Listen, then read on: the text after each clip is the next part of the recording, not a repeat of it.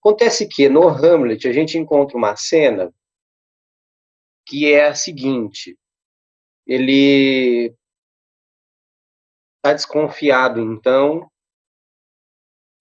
de que o tio dele mandou matar o pai dele, Hamlet, o Hamlet pai, para tomar a coroa. Porque um mês depois da morte do Hamlet pai, o tio se casa com a rainha, com a mãe do Hamlet, com a mãe do Hamlet filho. E aí o Hamlet fica doido da vida com isso e começa a suspeitar, então, de que tenha sido um regicídio, assassinato de um rei, para tomar a coroa. E aí ele fica confabulando como elucidar dessa questão, e ele pede, então, para uma trupe teatral que chegou no castelo, para que encenasse uma história, para que encenasse a história do envenenamento do Hamlet pai, que teria sido um envenenamento aí, quando o Hamlet pai estava dormindo, e aí o usurpador do trono chegou, derramou um veneno no ouvido do Hamlet pai e assim matou o Hamlet pai. E aí acontece que, então, essa trupe teatral encena essa esquete a mando do Hamlet filho, quando a rainha, a mãe do Hamlet, e o rei atual assistem a trupe encenar essa esquete, eles são tomados por uma emoção muito forte e até mesmo aí insultam o Hamlet filho, falam que ele está ofendendo o atual rei, que o atual rei não consegue, não suporta assistir aquela cena. No fim das contas, o Hamlet filho estava certo. O rei, pai dele, havia sido assassinado para usurpar o trono. Mas a gente tem aí no Shakespeare uma sacada fantástica, genial, do poder da representação teatral com várias consequências para isso. Isso já está presente em outros momentos da história da dramaturgia, da literatura dramatúrgica também, mas a questão aí a gente tem um registro muito interessante de como utilizar a retratação de uma situação real para que as pessoas envolvidas nessa situação assistam o que elas mesmas fizeram. Estão entendendo? Então, o próprio envolvido no assassinato do rei está vendo o ato que ele mesmo cometeu ali nessa cena, e aí, como diante da reação muito intensa dele, o Hamlet filho, o Hamlet herói da peça, herói trágico, ele tem a certeza, então, de que fora um assassinato.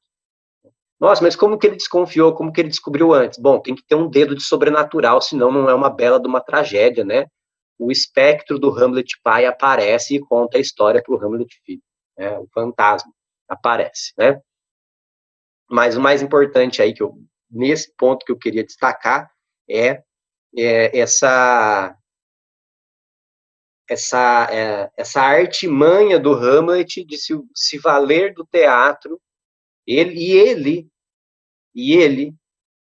age como diretor, porque ele orienta a trupe sobre o que deveria ser feito, passo a passo, para representar a morte do pai dele. O psicodrama, ele tem esse fundamento de forma geral. Para o fundador do psicodrama, chamado Jacob Levi Moreno, então todo mundo fala Moreno, aí no começo a gente fica pensando assim, mas é um apelido do cara? Esse cara era brasileiro, tem um apelido de Moreno? Não, era o sobrenome dele. Ele era austríaco, tá? E de Viena também, médico também, não é? É que todo mundo fez a faculdade de medicina de Viena. E ele foi contemporâneo do Freud um pouquinho depois, assim, já no século XX. E aí, ele se envolve com o teatro e ele já tem uma participação muito importante na história, que ele cria uma linha de teatro chamada Teatro da Espontaneidade, que é um teatro fundamentado em improviso, mas não improviso cômico.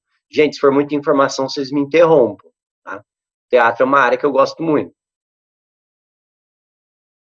Não é o improviso cômico, esse que a gente vê em grupos na internet, algumas coisas assim, que é o improviso cômico é outra coisa. E o Moreno, ele teve algumas experiências muito interessantes com o Teatro da Espontaneidade. O grupo dele chamava Teatro da Espontaneidade. Então é uma linha teatral que existe até hoje, para além do psicodrama. Que ele vai observando, então, como tanto o assistir uma peça quanto participar dela produz efeitos psíquicos nas pessoas. E o principal, o ponto de partida desses efeitos é o fazer ressurgir a espontaneidade. A espontaneidade para Moreno é a nossa capacidade de respondermos a situações inesperadas. Acontece que conforme passa a nossa vida, as situações sociais, principalmente as imposições sociais, a gente vai entrando no que eles chamam de conserva cultural. Na verdade, são inúmeras conservas culturais. Pensa em conserva mesmo, sabe? Conserva de salsicha, ervilha, atum em lata. É essa a ideia de conserva cultural. Você fica enlatado e mergulhado em sal, de maneira que você não muda algum aspecto ou algum traço, alguma característica da sua vida. Isso é uma conserva cultural. E aí, então, ele percebe como o teatro da espontaneidade ele pode desfazer essas conservas culturais.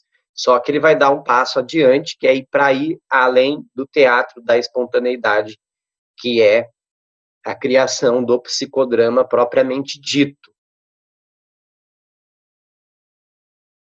Em 1912, o Moreno assiste uma palestra do Freud, e ele narra isso, se eu não me engano, no livro que chama Teatro da Espontaneidade, e é muito importante esse fato para a gente entender qual que é a proposta do Moreno.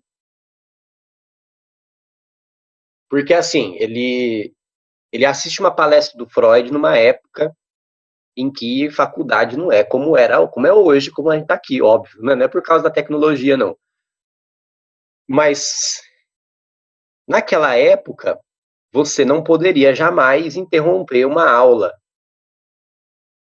E se fosse um seminário, a gente perdeu-se essas concepções, tá? Perderam-se, ainda bem. Mas o que era um seminário, por exemplo? Um seminário era uma apresentação na qual não tinha espaço nenhuma pergunta, nem no final. Nem no final. No final, aplausos pro doutor e tchau todo mundo. Ninguém ia perguntar nada, nem comentar nada. E ao final de um seminário do Freud, o jovem Moreno faz o quê? Interpela o Freud. Então você imagina, né? O Freud, a gente já está em 1912, é o Freud, entendeu? Não é o Freud em início de carreira, é o Freud já. Interpela o Freud, né? Imagina a gurizada que andava ali, os discípulos do Freud, que andavam tudo em volta dele, não saía da barba dele. Devem ter ficado assim, ofendidíssimos, querendo partir para cima do Moreno. Mas o Moreno não fala se isso aconteceu, ele só fala que ele interviu e falou assim para o Freud: Doutor Freud, o negócio é o seguinte, eu continuarei de onde o senhor parou. E falou só isso para o Freud. Acontece que a proposta do Moreno é, para realmente falarmos de cura do sofrimento psíquico ou das neuroses, como era mais comum se falar naquela época, necessita envolver o ser humano como um todo e não apenas aquilo que ele verbaliza. E aí, então, ele vai utilizar o teatro, particularmente o teatro espontâneo, como uma ferramenta psicoterapêutica, porque ele fala que é preciso não simplesmente contarmos alguma coisa, é preciso vivenciarmos isso que a gente está contando e colocar-se em ação para repensar e reviver aquilo que a gente está trazendo na psicoterapia. Ele chama psicodrama e não psicoteatro, por quê? Teatro vem de teatron, no grego quer dizer lugar de onde se assiste. Uma ideia passiva, de público, de ficar assistindo. Drama é vida em movimento. Então, o drama é envolvimento. A pessoa participa também. É uma espécie de linguagem corporal, envolve a expressão corporal de forma geral, envolve. Mas o psicodrama é, literalmente, fazer uma peça teatral como ferramenta terapêutica. Só que essa peça teatral, ela vai ser feita espontaneamente, ela vai ser improvisada naquele contexto de criação do espaço psicodramático, da situação, do setting psicodramático. Tem um acontecimento que o Moreno narra, que ele fala que é muito importante, ainda com o teatro da espontaneidade, em que eles estavam encenando, e encenando assim, espontaneamente. Então, entendam que era tudo improviso, sem ensaio prévio, tá? Aliás, o grupo de teatro da espontaneidade era acompanhado por uma orquestra espontânea, que tocava no improviso. Não é um cara, é uma orquestra tocando no improviso, tá? E eles estavam encenando, segundo o relato do Moreno, Assim Falou Zaratustra, do Nietzsche. Ou Assim Falava Zaratustra. A coisa só vai ficando mais maluca, né? Então eles estavam encenando sem ensaio o Assim Falava Zaratustra, do Nietzsche. E aí alguém da plateia se levanta, ficou assim, danado da vida com aquilo, aquela coisa vanguarda demais, falou assim, ó, isso aí tá errado. Isso aí tá errado, tá tudo errado isso aí. E aí o Moreno sai dos bastidores e fala assim, o que tá acontecendo? O cara da plateia, não, isso aí tá errado. Zaratustra jamais agiria dessa forma. O Moreno fala, como que ele agiria? Não, aí o cara fica meio assim, não sabe dizer. O cara não sabe dizer como o Zaratustra agiria. Então, o que o Moreno faz? O Moreno fala assim, ó, então você vem aqui, você vai substituir o ator, você vai atuar no lugar dele. Eu vou tirar o ator, vou botar você no lugar dele, você faça do jeito que você acredita que deveria ser a atitude, a ação do Zaratustra.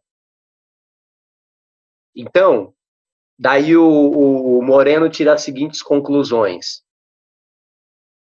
Verbalizar não só é insuficiente, como muitas vezes não é impossível. É impossível. Não consegue expressar o que a gente está vivendo, o que a gente está sentindo.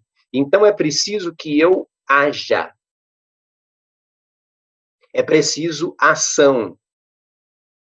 É preciso eu botar o corpo inteiro em ato. Ato é uma palavra muito importante para o psicodrama, que vem do teatro, né? Um ato, então, é aquela unidade narrativa, né? Geralmente a peça é separada em 3 atos. O ato é uma unidade narrativa. Então é preciso que eu narre a minha vida, narre o que está acontecendo, narre o que eu estou sentindo, narre o que aconteceu, narre o que acontecerá, narre um sonho, narre um desejo. E que essa narrativa vai ter uma história. Ela é só um ponto. Um ato não é a história da vida inteira. É só ali uma parte específica do desenrolar de uma história. Mas é preciso que eu me coloque nesse ato e não simplesmente que eu fique falando a respeito. Por isso que ele diz para o Freud, eu continuo de onde você parou. Por quê? O Freud parou na cura pela fala. No simplesmente falar a respeito de si. O Moreno vai que você coloque no palco a sua vida. E isso é literal, gente, porque o espaço com que se trabalha no psicodrama, ele é uma sala bem diferente da usual, porque ele vai ter um palquinho. Ele vai ter um palquinho no centro, ele vai ter aquelas iluminações de teatro, canhão de luz de várias cores, ele vai ter armário com figurino, tudo isso para ser utilizado de forma psicoterapêutica. E o psicoterapeuta no psicodrama se chama diretor. E aí é uma forma de psicoterapia em grupo, em que as pessoas envolvidas, elas serão utilizadas como atores e atrizes daquilo que se quer narrar, que diz respeito à vida de alguém, ou que se diz respeito até à vida do grupo inteiro, pode dizer respeito até a uma coletividade. Porque tem o psicodrama, que é para utilização clínica, e tem o sociodrama, que aí é para questões sociais ou institucionais. Tem sociodrama até para utilizar em organizações do trabalho, sociodrama organizacional. É uma das teorias de dinâmica de grupos mais conhecidas, mais completas também, e que tem aí a sua própria filosofia com relação, o que eu quero dizer com isso? Tem sua própria visão de ser humano, sua própria visão de mundo. Basicamente, então, retomando, o Moreno fala a nossa necessidade de superarmos as conservas culturais através da recuperação da espontaneidade. E como que se recupera a espontaneidade? Colocando-se em ato, não só falando a respeito, nem só pensando a respeito. É preciso colocar-se em ato. É uma linha que é muito rica, porque tem muitas ferramentas para se utilizar. Essas ferramentas expressivas, teatrais, né, elas são muito ricas. E acontece que o psicodrama permite-se que você utilize disso não só no atendimento clínico, você vai poder utilizar isso no trabalho com grupos de uma forma geral. Com toda, existe uma série de elementos teóricos e elementos técnicos da psicoterapia psicodramática. Mesmo com pessoas travadas, funciona bem? É essa a ideia. É essa a ideia.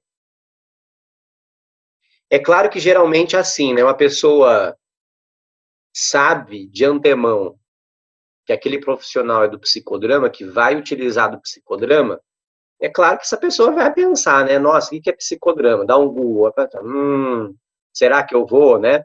Mas a ideia é, mesmo a pessoa sendo mais introvertida ou tímida, trabalha-se normalmente. Assim como no teatro trabalha-se normalmente.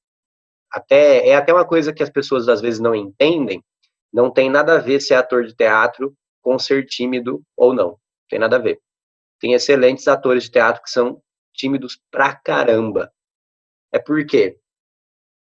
É uma coisa que tem importância para o psicodrama também, porque são contextos diferentes. O palco não é a mesma coisa que a vida. Então, no palco, o psicodramatista te dá a possibilidade de vivenciar as coisas sob diversos ângulos, de diversas formas. Eu falei da peça do Hamlet. Então, você pode ver a sua vida, aquilo que você trouxe, a narrativa que você trouxe para aquele ato. Você pode ver ela sendo representada sem a sua participação, você só contou para o diretor. Você pode atuar como você mesmo. Você pode atuar como outra pessoa da cena e assim por diante. Um psicodramatista trabalharia com um público teatral de filme, por exemplo? Boa pergunta, eu não sei se tem esse tipo de experiência. Porque aí a gente esbarra na questão que, apesar das muitas semelhanças, tem diferenças importantes também, tá? Tem diferenças importantes também. E aí, a questão, o psicodramatista, ele está mais preocupado nesse resgate da espontaneidade do que em uma narrativa acabada, propriamente dizendo. Também tem outra questão que, dependendo da expressão teatral ou do filme que se quer fazer, se você quer abordar temas muito intensos, muito polêmicos, aí você esbarra em certos limites do psicodrama também. O psicodrama tem lá a sua caixa de ferramentas e é aquilo ali com certas finalidades, né? O trabalho estético, ele vai quase ao infinito. Eu falo quase ao infinito, mas assim, Se vocês pesquisarem a história das vanguardas teatrais, das vanguardas artísticas, a gente tem de tudo, mas de tudo mesmo. Pessoas que têm dificuldade de falar em público, fazer psicodrama ajuda? Tenho minhas dúvidas, porque, como eu disse, são coisas diferentes, tá? São coisas diferentes. Eu acho que até ajuda, mas eu preferiria um trabalho específico com fonoaudiologia. Fonoaudiologia, professor, mas eu apenas sou tímido, não tenho problema de fala. Mas fonoaudiólogo, fonoaudióloga não é só para problema de fala.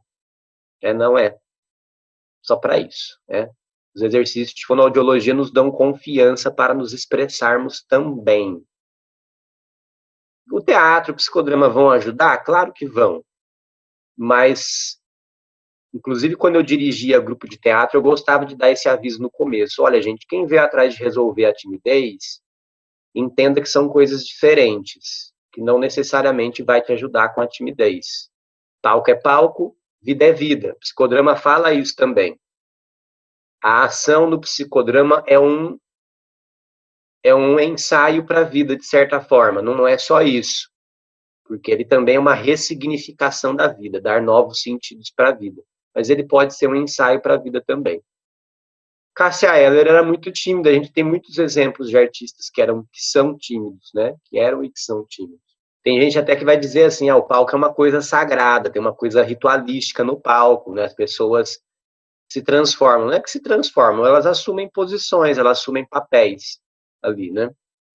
Divisa. É um poema escrito pelo Moreno, em que ele, de forma poética, de forma metafórica, ele traz alguns elementos importantes da prática psicodramática, né? Mais importante do que a ciência é o seu resultado.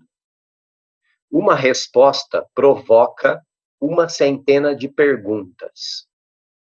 Mais importante do que a poesia é o seu resultado. Um poema invoca uma centena de atos heróicos. Mais importante do que o reconhecimento é o seu resultado. O resultado é dor e culpa. Mais importante do que a procriação é a criança. Mais importante do que a evolução da criação é a evolução do Criador. Em lugar de passos imperativos, o imperador. Em lugar de passos criativos, o Criador. Um encontro de 2 a 2, olhos nos olhos, face a face. E quando estiveres perto, arrancar-te-ei os olhos e colocá-los-ei no lugar dos meus. E arrancarei meus olhos para colocá-los no lugar dos teus. Então ver-te-ei com os teus olhos, e tu ver-me-ás com os meus. Assim, até a coisa comum serve o silêncio. E nosso encontro permanece a meta sem cadeias. O lugar indeterminado, num tempo indeterminado, a palavra indeterminada para o homem indeterminado. Jacó Levi Moreno. O que vocês pegam no ar, assim, com isso? O que dá para pegar com esse texto dele? No jogo de papéis, a gente fica mudando de papel numa mesma cena. Então, a gente compreende aquele ato a partir de perspectivas diferentes. Se a ideia de personagem persona tem a ver, persona do Jung, se for da persona do Jung, não. O personagem na cena psicodramática pode ser eu, pode ser o meu sonho, pode ser uma fantasia minha, pode ser a minha mãe, pode ser qualquer coisa. Um ser inexistente, que eu acho importante representar. Eu tenho essa ideia, assim, de... essa troca de olhos que ele fala, né? Essa troca de... Eu coloco meus olhos nos seus, você coloca os seus olhos nos meus, É justamente essa troca de pontos de vista que permite a gente enxergar uma situação não mais apenas de um posicionamento fixo, mas que a gente amplie as possibilidades de compreender e de viver daquela situação, não só de compreender, porque compreender é algo do nível apenas racional, é viver alguma coisa, né? E aqui agora ele coloca algumas questões aqui, né? Mais importante do que a evolução da criação é a evolução do criador, né? O que ele está colocando aqui, ó, em lugar de passos criativos, o criador. A questão que ele está colocando é que, sim, as técnicas são importantes, mas o mais importante ali é a pessoa envolvida. Isso vem como uma crítica de uma perspectiva muito interpretacionista da psicanálise, que é um dos grandes pecados que a psicanálise já cometeu. Até hoje a psicanálise tem que ficar atenta para não cair de novo nesse erro, que é aquela assim, eu sei tudo sobre você, ser humano, então eu saio interpretando as coisas. É mais importante, segundo Moreno, aquilo que você traz e transforma numa cena, é mais importante você viver esse processo do que interpretar. Isso aconteceu porque minha mãe, não sei o quê, porque meu avô, não sei o que lá. Isso não é tão importante para o psicodrama, é mais importante a vivência de eu trazer as minhas questões. É mais importante do que eu pensar, o que isso quer dizer? Isso não tem tanta importância. E aí por quê? Porque aquilo que a gente vivencia não está na ordem da consciência, da racionalização, nem da verbalização, nem da fala, do discurso. O vivido é muito mais que isso.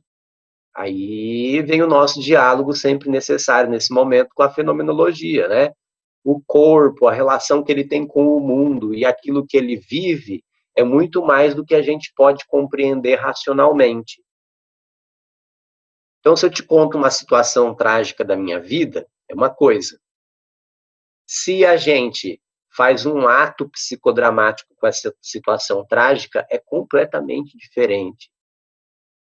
E vai envolver coisas que a minha narrativa verbal não ia conseguir encaixar, não ia conseguir expressar. O mundo verbal ele sempre vai ser limitado, por mais que ele seja muito rico, muito bonito, inclusive. Mas a gente trazer para ato a nossa vida é muito mais amplo, é muito mais complexo e completo, na perspectiva do psicodrama.